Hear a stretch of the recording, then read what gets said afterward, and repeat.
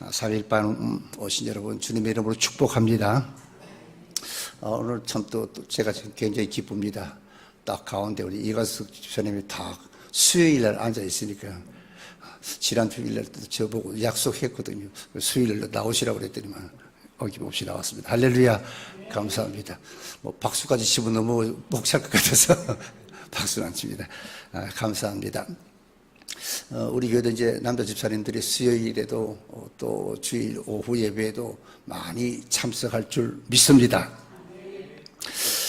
우리가 아까 찬송도 우리가 했습니다만, 우리가 예수를 믿으면 내 영혼에 뭐 햇빛이 비치고 내 영혼에 노래가 있고 내 영혼이 봄날이 되고 내 영혼에 희락이 막 있으면 사실 얼마나 좋겠습니까만, 예수 믿는다고 꼭 좋은 일만 있는 것이 아니고 어떻게 좋은 일이 한 10% 같으면 내 생각에는 나쁜 일이 별로 좋지 않은 일이 한 7, 80%, 90% 가까이가 그 별로 좋지 않은 일들만 생기는 것처럼 느낄 때가 사실 많고, 실제로 또 그런 사람들도 있습니다.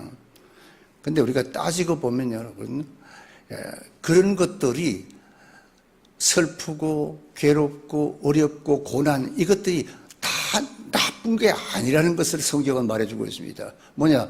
이것들이 합력해서 선을 이루어서 우리에게 결국 축복으로 하나님이 주신다는 이 귀한 진리가 우리 이 성경 말씀 속에 기록되어 있습니다. 오늘 여러분들이 오늘 이 본문 말씀을 통해서 이런 축복을 받기를 축원합니다. 오늘 내용은 우리가 잘 압니다. 스데반이 바리새인이나 사두개인들이 붙들려서 정말 사형을 받을 수밖에, 순교할 수밖에 없는 상황에 지금 스데반이 그들을 향해서 설교하는 모습이거든요. 그 장면인데, 그 설교의 그 장면 속에 나오는 이 말씀이 뭐냐? 창세기 우리 조상의 때를 예를 들어서 지금 설명을 하고 말씀을 설포하고 있는 것입니다. 그래서 오늘 이 말씀은 우리가 사도행전이지만 우리에게 참으로 합당한 말씀이라 그렇게 받으시기를 축원합니다. 왜냐하면 우리가 인생을 살아가는데 당신 행복합니까? 하면 행복하다라고 말하는 사람보다는 고난이 좀 더 많다고 하는, 살기가 어렵다 이렇게 말하는 사람들이 사실 많아요. 하늘의 시인이라고 말하는 그 송명희 자매, 여러분 아시죠? 뇌성마비의 몸으로 그분이 30살이 넘어서 예수님을 알고 그리고 예수를 믿고 하나님의 자녀가 됐는데, 그리고 그가 그분에게 편지를 쓴 적이 있습니다. 그 편지에 서두에 그 제목을 뭐라고 썼나 하면은 예수님을 향해서 고난의 선생님께 드리는 편지라고 이렇게 기록하고 있었습니다. 근데 이 송명희 씨가 사실 그 뇌성마비니까 얼마나 고통스럽겠습니까? 근데 고통을 안고 얼마나 몸부림쳤었으면은 예수님을 향해서 고난의 선생님이라 이렇게 불렀습니다. 근데 그 편지 쓴 내용 중에 한 대목을 제가 여러분에게 읽어드리겠습니다. 선생님을 쫓은 후에도 고난은 저를 떠나지 않았고 오히려 고난이 많아져서 고통스러움은 더해가고 있는데, 그런데 선생님이 제 옆에 계셔서 육신은 고달픔이 있으나 마음은 편안하고 감사함으로 고난의 길을 잘 밟을 수 있었지요. 특별히 의심과 두려움이 있을 때 두려움 말고 믿기만 하라. 슬프고 괴로울 때는 얘야 나는 너를 사랑한다. 또 제가 도저히 용서받을 수 없는 잘못했을 때 그래도 나는 너를 사랑한다라고 선생님은 그렇게 수없이 말씀하시며 그 부드러운 손으로 나를 안아주시죠. 제가 선생님을 만난 후 건강이 없어도, 지식이 없어도, 많은 재물이 없어도 선생님이 계시기에 감사할 수 있지요.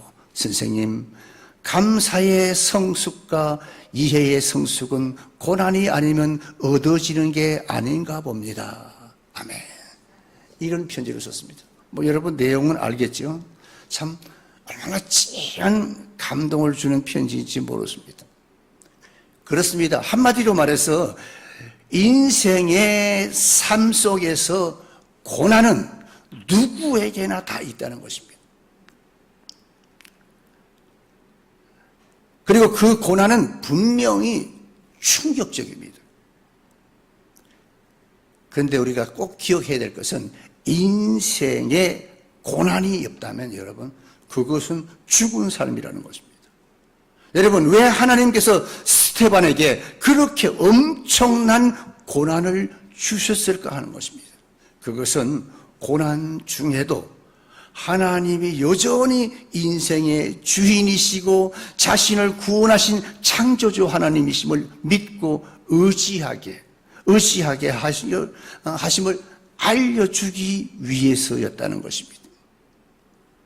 아, 그렇구나. 우리가 그래서 스테반에게 어려움이 왔구나. 그렇게 스테반은 그렇게 생각하는데 만약에 그 괴로움이나 고통이나 환난이 나에게 온다면 어떻게 될까요? 우리 믿음의 사람에게도 삶의 위기나 고난이 오거든요. 그러면 우리는 단박에 뭐라고 합니까? 하나님이 나한테 이럴 수가 있습니까? 우리는 그냥 하나님을 자기도 모르게 원망하게 됩니다. 나는 거짓말도 안 하고 거짓말도 안 하려고 애를 쓰고 또 착하게 살아왔는데 왜 나에게 이런 일이 생깁니까? 우리가 자주 써먹는 말인 것 같아요. 우리 믿음의 사람들, 교회 나가는 사람들 그렇게 말합니다. 하나님, 나는 새벽 기도도 그렇게 열심히 했는데 어떻게 이럴 수가 있습니까? 어떻게 이런 고난이 나에게 옵니까? 우리는 너무 쉽게 고난이 오면 하나님을 원망합니다. 그리고 사람을 원망할 때가 많습니다. 그런데 여러분, 우리가 꼭 알아야 될 것은 바로 그것은 아주 미련한 자의 신앙행위라는 것입니다. 여러분, 고난이 없으면요, 성숙도 없습니다. 아멘이 없는데, 고난이 없으면 감사도 없습니다. 고난이 없으면 축복도 없습니다. 고난이 없으면요, 주님의 율례를 깨달아 알지도 못한다는 것입니다. 또 고난이 없으면 하나님의 섭리를 깨달아 알지를 못합니다.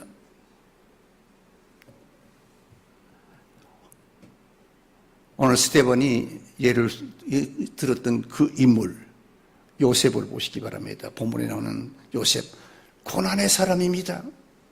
요셉이야말로 정말 고난의 인생을 살았던 인물입니다. 피를 나눈 형제에게 배신을 당하는 일부터 시작해서 깊은 우물에 빠져보기도 했고 보디발의 아내 때문에 억울하게 감옥에 갇히는 곤욕을 치르기도 했습니다. 그뿐만 아니죠. 모든 그 요셉의 그 인생을 보면 기가 막힌 그런 고난과 역경의 연속이었습니다. 그런 상황 속에서도 우리가 성경을 보니까 요셉은 하나님을 원망하거나 불평하는 일이 없었던 것입니다. 오히려 뭡니까? 그 고난 속에 하나님의 섭리를 깨달아서 순종했죠. 근데 그 결과는 놀랍게 애굽의 총리 대신으로 살게 해주셨다는 것입니다. 요셉이 그걸 알았을까요? 몰랐습니다. 근데도 하나님께 순종했더니 그런 축복이었습니다. 사랑하는 성도 여러분, 우리에게도 고난이 있지요. 누구에나 다 있습니다. 그러나 우리 믿음의 사람은 걱정할 필요가 없습니다. 그런 사람일수록 하나님의 역사와 섭리가 강할 수 있다는 겁니다. 우리가 잘 아는 바울을 보시기 바랍니다. 고난과 고통의 연속이 바울의 일생에 있었습니다. 생명의 위협과 위기의 연속이 사도 바울을 따라다녔습니다. 우리가 잘 아는 고린도서 11장 24절의 말씀 제가 한번 읽어드리겠습니다. 내가 수고를 넘치게 하고 옥에 갇히기도 더 많이 하고 매도 수없이 맞고 여러 번 죽을 뻔했는데 유대인들에게 40의 감한 배를 5번 맞았고 3번 태장으로 맞았고 돌로 맞고 3번 파선하는데 일주일을 걸렸고, 여러 여행의 강의 위험, 강도의 위험, 동족의 위험, 이방인의 위험, 시내의 위험, 광야의 위험, 거짓 형제 중에 그 위험을 당하고, 또 수고하고 애쓰고 여러 번 자지도 못하고 줄이고 목마르고 굶고 춥고 기타 등등, 정말 지지리도 세상 사람들이 볼 때는 복도 없는 그런 사람처럼, 운이 없는 사람처럼 보입니다. 그래도 여러분, 믿음의 사람 바울은 어떤 신앙의 위기에서도 좌절하거나 낙심하지 않았다는 사실입니다. 왜냐? 자신을 향하신 하나님의 섭리를 깨달아 알았기 때문입니다. 이 하나님의 섭리를 여러분도 깨닫기를 축원합니다. 그렇습니다. 주님은 바울에게 하나님의 섭리를 깨닫게 하기 위해서 저 다메섹 도상의 회심을 경험하게 했습니다. 그래서 여기 사도행전 9장에 보니까 이 사람은 내 이름을 이방인과 임금들과 이스라엘 백성들 앞에 전하기 위하여 택한 나의 그릇이라고 분명하게 말했습니다. 그가 내 이름을 위해서 해를 얼마나 받아야 할 것을 내가 그에게 보이리라 그랬거든요. 그렇습니다. 사도 바울은 여러분, 사도 바울이 받은 고난이야말로 엄청났습니다. 근데 그것이 주님이 주신 고난이었습니다. 그래서 고린도후서 4장 7절부터 9절에 보니까 이런 고백을 했습니다. 그러므로 우리가 이 보배를 질그릇에 가졌으니 이는 능력이 심히 큰 것이 하나님께 있고 우리에게 있지 아니함을 알게 하려 함이라. 우리가 사방으로 우겨쌈을 당하여도 쌓임을 당하지 않고 답답한 일을 당해도 낙심하지 아니하고 핍박을 받아도 버림받지 않고 거꾸로 뜨림을 당해도 망하지 아니한다 그랬습니다. 그렇습니다. 여러분, 우리 믿음의 사람은 모두가 하나님의 섭리를 깨달아 알아야 된다는 것을 말씀해 주고 있습니다. 바울이 깨달아 알았던 그 하나님의 섭리를 여러분도 깨달아 알기를 축원합니다. 그러므로 믿음의 조상들은 여러분, 어떤 신앙의 위기에도 여러분 좌절하거나 낙심하거나 버림받지 않았고 망하지 않았다는 것입니다. 그렇다면 믿음의 사람인 나와 여러분도 절대로 망하지 않는다는 것을 믿으시기 바랍니다. 죽어도 망하지 않습니다. 성경은 말하고 있습니다. 왜냐? 위기 속에 끝을 맺는 분이 하나님의 아내이기 때문에 위기에서 반드시 하나님은 탈출할 수 있게 해주신다는 것입니다. 왜냐하면 위기란 하나님의 섭리를 깨닫는 훈련장이기 때문에 그렇습니다. 위기는 배움의 도장입니다. 위기가 없으면 배울 것이 없습니다. 하나님은 때때로 우리를 위기의 도가니로 몰아넣습니다. 그리고 거기서 연단과 시련의 도전에서 연단을 시켜서 그리고 새로운 그 진리를 발견하게 하고 신앙을 업그레이드 시켜주는 것입니다. 우리가 잘 아는 핸델에게 메시아라고 하는 것, 메시아는 여러분, 그 핸델이 죽음의 고통과 시련 속에서 몸부림치다가 그 24시간 만에 작곡한 위대한 음악이라는 것입니다. 그러므로 오늘 우리가 인생을 살아가면서 위기라는 것이 옵니다. 그런데 그 오늘의 위기를 비범한 배움의 도장으로 받아들일 때 우리의 신앙, 우리의 삶의 성장이 온다는 것입니다. 그래서 우리의 신앙이 그럴 때 한 단계 성숙해지는 것입니다. 사랑하는 성도 여러분, 그냥 그 자리에 얕은 물가에서만 노는 그런 신앙이 아니라 깊은 물에 들어가서 헤엄칠 수 있는 그런 신앙의 단계까지 여러분들이 올라가기를 주의 이름으로 축원합니다. 그리고 또 한 가지 위기는 뭔가 하면 새 삶의 기회가 됩니다. 위기라는 말이 무슨 말입니까? 위험, 기회. 위험, 기회란, 위기란 말은 위험한 말과 기회란 말이 합쳐진 것입니다. 즉, 위험은 바로 뭐라고요? 기회가 된다는 것입니다. 우리가 잘 아는 그 아하스웨로 왕비 에스더, 우리 잘 알지 않습니까? 히브리 사람에게 닥친 그 몰살의 위기를 오히려 원수를 망하게 만드는 기회로 만들었지 않습니까? 그게 위기. 그렇습니다, 여러분. 무엇이든지 우리가 어떤 문제에 부딪혔을 때 우리가 막 충격을 받습니다. 그럼 그 충격으로 끝나서는 안 된다는 겁니다. 어떻게 해야 됩니까? 요셉처럼 위기 다음에 성공할 수 있는 기회를 붙들 수 있어야 됩니다. 그게 바로 믿음입니다. 그래야 승리할 수 있는데, 사랑 우리 양문교회 성도 여러분들은 그런 위기를 성공할 수 있는 성도들이 되기를 주의 이름으로 축원합니다. 그래서 위기는 숨겨진 축복이라 그렇게 말합니다. 여러분, 인생에 어떤 일이 있어도 여러분, 그래서 우리는 결코 성경의 위대한 인물들처럼 낙심하지 맙시다. 여러분들이 쌓아온 모든 인생을 하면서 내가 쌓았던 그 모든 인생의 모든 바벨탑, 그것들이 순간에 무너질 때도 있습니다. 그게 다 무너진다 할지라도 겁내지 마세요. 아이고, 내가 쌓았던 이 모든, 내가 믿었던 이 모든 바벨탑, 물질이요, 건강이요, 누구요, 형제요, 자매요, 내 주위 다 무너져도 걱정하지 말라고 성경은 말합니다. 왜? 하나님은 성령의 탑을 세워주시기 때문입니다.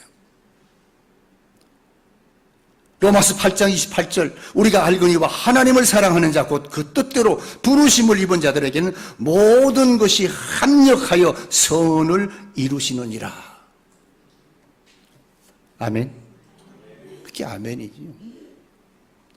그럼 여러분, 적극적인 자세로 우리 앞에 위기는 언제나 도사리고 있습니다. 그 위기가 올 때 그 위기에 대처하여서 위기의 배후에 숨겨져 있는 축복을 여러분들이 상급으로 받을 수 있는 그런 성도들이 되기를 축원합니다.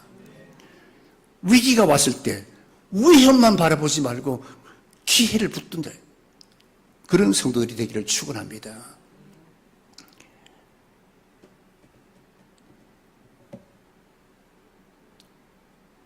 그리스도는 그분의 그 처창한 십자가의 위기를 잘 이겨내므로 부활의 역사를, 기독교가 참 종교임을 보여주지 않았습니까? 우리는 위기를 도리어 축복의 기회로 적극적으로 대처해 나가는 그런 성도들이 되기를 주의 이름으로 축원합니다. 오늘 본문을 통해서 보게 되면 우리는 요셉의 그을 통해서 설교하는 이 모습을 보게 됩니다. 9절 10절에 보니까 요셉이 형들에 의해서 애굽의 노예로 팔렸습니다. 그리고 보디발의 집에 가서 억울한 누명을 쓰고 감옥에 갇히고 사람들에게 배신을 당하는 고난 속에서도 그 모든 환난을 잘 극복해서 드디어 애굽의 총리 대신이 됐다라고 그렇게 기록하고 있습니다. 그러므로 여러분, 우리는 오늘 이 요셉의 생애를 통해서 하나님의 섭리를 발견할 수 있어야 된다는 것입니다. 고통을 통한 하나님의 섭리가 과연 무엇인가를 알아야 됩니다.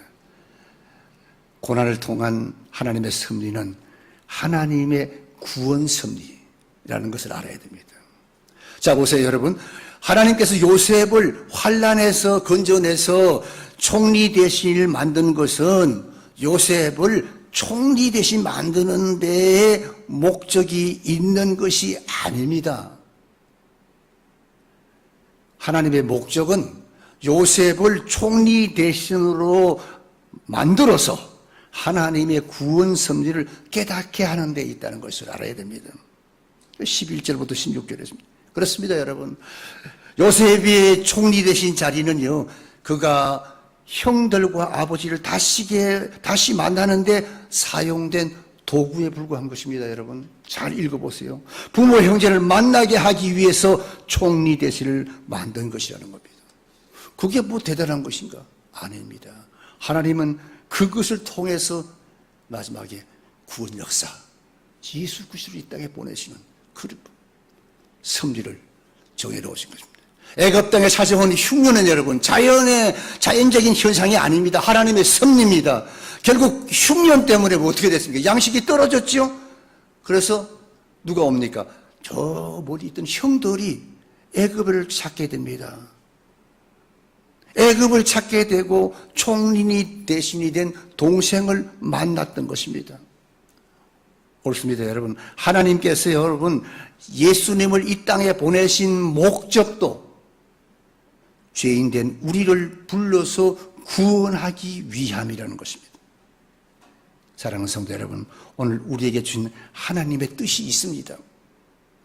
여러분, 에스더를 왕으로 삼으신 하나님의 섭리가 무엇이었습니까? 멸망의 위기에 있는 유대 백성을 구원하심이 하나님의 뜻이 아니었습니까?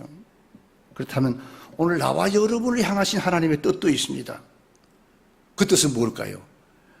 피로가 앞두고 세우신 이 교회를 사수하게 하기 위함이라는 것입니다. 여러분, 하나님께서 내게 귀한 직분을 주신 것은 형제를 섬기고 주님께서 겟세마네 동산에서 땀방울이 핏방울이 되도록 교회를 섬기고 충성되고 봉사하게 하기 위함이라는 사실입니다. 그래서 주님께서 겟세마네 동산에서 피땀 흘려 땀방울이 핏방울이 되도록 교회를 섬기고 충성하는 그런 역사가 오늘 우리에게도 있기를 축원합니다. 이 생명에 사명을 주셔서 하나님의 뜻을 이루게 하옵소서. 이런 뜻이 여러분을 통해서 이루어지기를 축원합니다. 그 다음에 두 번째 보니까 요셉의 그 고난의 삶은 후손에게 주실 축복의 섭리라는 것을 우리가 여기서 알 수 있습니다. 여러분, 인생은 한 줌의 흙이지요. 믿음이 있으나 없으나 흙인 사실은 변함이 없습니다. 솔로몬, 그가 아무리 화려하고 성공적인 삶을 살았어도 결국 한 줌의 흙으로 돌아갔고, 바울, 그가 아무리 고난과 역경으로 점철된 파란만장한 삶을 살았던 해도 결국은 한 줌의 흙으로 돌아가는 것이 인생이라는 것입니다. 잘 살았든 못 살았든. 그렇다면 여러분, 인생이 정말 한 줌의 흙에 불과한 것인가? 그렇다면 우리가 예수를 믿을 필요가 없지. 예수를 왜 믿습니까? 왜 선하게 삽니까? 왜 진실하게 살 필요가 뭐 있습니까? 너 고난을 겪으면서 그렇게 살 필요가 있습니까? 남들은 띵땅띵땅 놀고 있을 때 우리는 주의 앞에 나와서 그 더운데 예배 드릴 필요가 뭐 있습니까?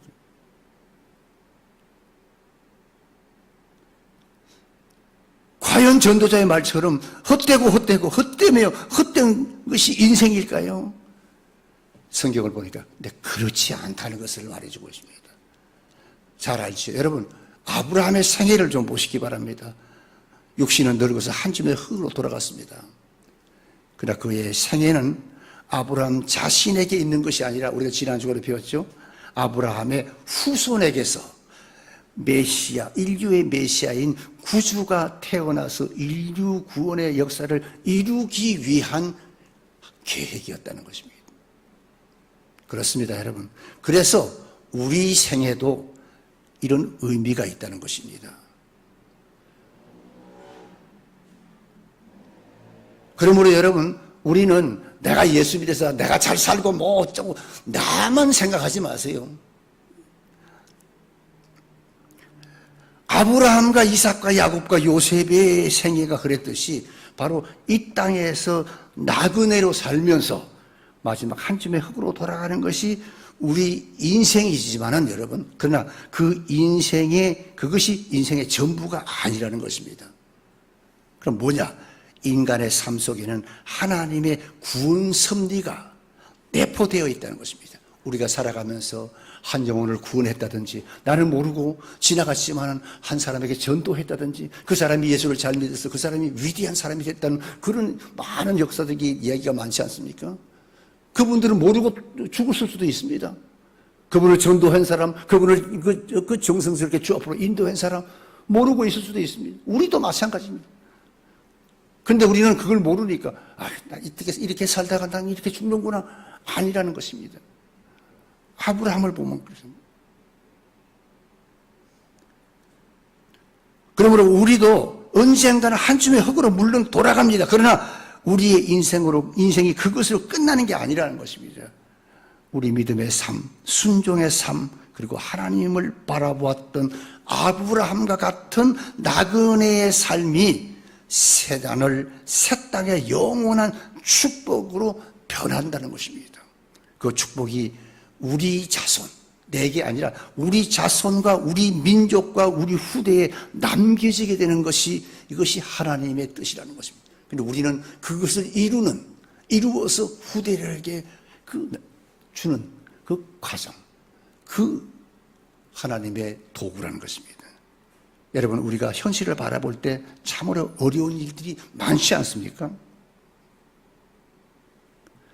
크고 작은 사건들이 얼마나 많은지 모릅니다. 그러나 여러분, 미래의 하나님의 세계를 바라볼 때 우리는 소망과 은총이 있다는 것입니다.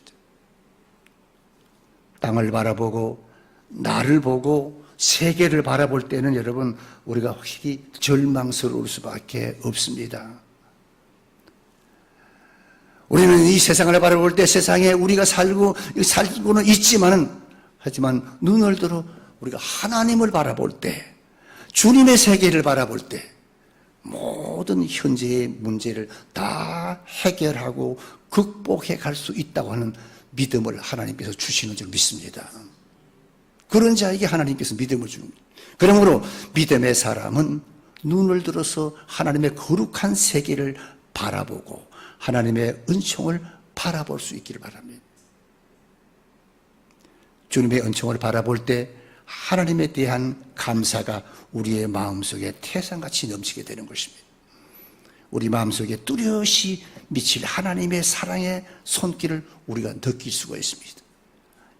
이런 하나님의 사랑을 느낄 수 있는 성숙한 믿음의 성도가 되기를 축원합니다.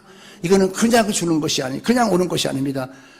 우리에게 닥치는 여러 가지 고난을 잘 이기고 우리가 승리할 때, 믿음이 성숙해질 때, 그때 하나님께서 주시는 것입니다. 그래서 고난이 올 때마다 감사할 수 있는 성숙한 그리스도인이 되기를 주의 이름으로 축원합니다.